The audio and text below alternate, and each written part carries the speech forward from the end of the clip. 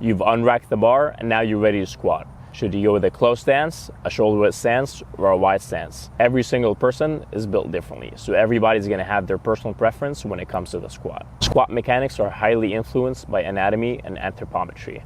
Anthropometry is a scientific study of measurements and proportions of the human body. When we look at different individuals, some of us have extra long femurs and a short torso, like myself. Some of us have really short legs and a longer torso. Some of us have a short torso and short legs, and some of us have a longer torso and short legs. So depending on your femur to torso proportions, that's going to dictate which squat stance works specifically for your body build. Now when we look at myself squatting here, I have a relatively narrow stance.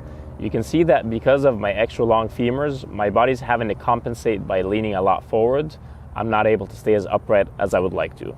So this is definitely a no-no. And then in this video, I have my feet set a little bit outside of shoulder width stance. Yes, I'm able to stay a lot more upright, but I'm not able to break parallel. I can't go below parallel. If I go below parallel, I might blow my hips out. And then in this last video, I showed you my preferred setup that I've been doing for years. I have my heels slightly elevated, which allows for more ankle dorsiflexion, which is the ability of bringing your feet closer to your shin, which allows my knees to travel more forward, and it keeps me a lot more upright. So if you're an individual like myself who has extra long femurs and a short torso, I'd recommend that you give this a try, or I'd recommend that you do low bar squats where the barbell is set lower on your back.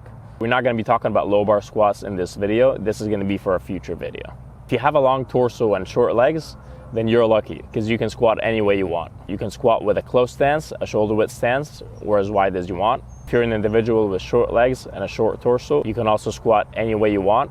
If you have a long torso and long legs, I would recommend that you go with either shoulder width stance or a little bit wider. You can also try squatting with an elevated heel shoe.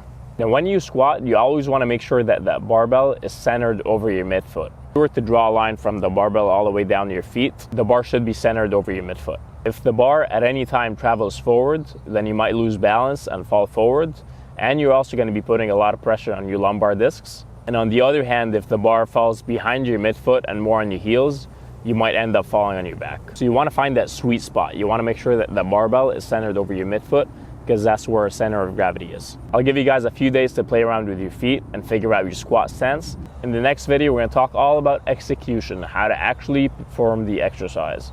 Now that we know how to unrack and rack the barbell correctly, and we've also set our feet at a good position. So stay tuned and I'll see you guys very soon.